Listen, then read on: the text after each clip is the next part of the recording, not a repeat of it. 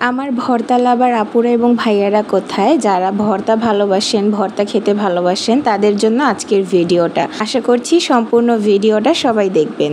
আসসালামু আলাইকুম, hello everyone. আপুরা ভাইয়ারা আপনারা সবাই কেমন আছেন? আমাকে কমেন্ট করে জানাবেন। আমি খাদিজা আপনাদের সবার মাঝে আরেকটি নতুন ভিডিও নিয়ে চলে এসেছি। আশা করছি সবাই ভিডিওটি দেখবেন এবং আমাকে কমেন্টে জানাবেন আজকের ভিডিওটি আপনাদের কাছে কেমন লেগেছে। আজকে মূলত আমি আমার আপুদের এবং ভাইয়াদের মাঝে একটা ভর্তার রেসিপি শেয়ার করব। আমার ভর্তা প্রেমী আপুরা ভাইয়ারা আজকের ভিডিওটি আপনাদের সবার জন্য।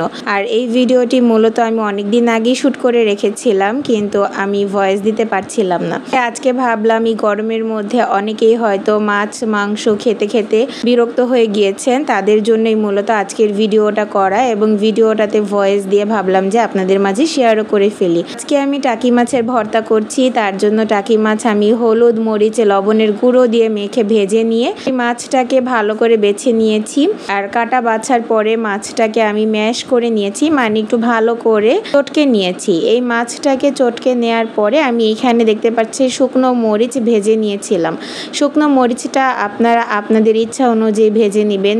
ঝাল বেশি পছন্দ করলে বেশি করে ভেজে নেবেন, আর ঝাল যারা কম খেতে চান আমার মতো তারা কিন্তু কম মরিচ দিয়ে এইভাবে ভর্তাটা বানাতে পারেন। আর এই ভর্তাটা কিন্তু আপনারা ভাজা পেঁয়াজও দিতে পারেন, আবার কাঁচা পেঁয়াজও দিতে পারেন। আমি এখানে কাঁচা পেঁয়াজের চেয়ে বেশি ভাজা পেঁয়াজটা দিতে পছন্দ করি, এতে করে আমার কাছে বেশি মজা লাগে, স্বাদটা খেতে অনেক ভালো লাগে। আর এইখানে আমি পেঁয়াজটাকে ভাজা ভাজা করার পরে এর মধ্যে আমি কিন্তু সামান্য একটু আদা বাটা দিয়ে তারপর আমার মধ্যে রাখা মাছ এবং মরিচ দিয়ে যে ভর্তাটা করেছিলাম সেটা দিয়ে দিলাম এবং এটাকে ভালো করে নাড়াচাড়া করে আমি এটাকে ভাজা ভাজা করে নিচ্ছি।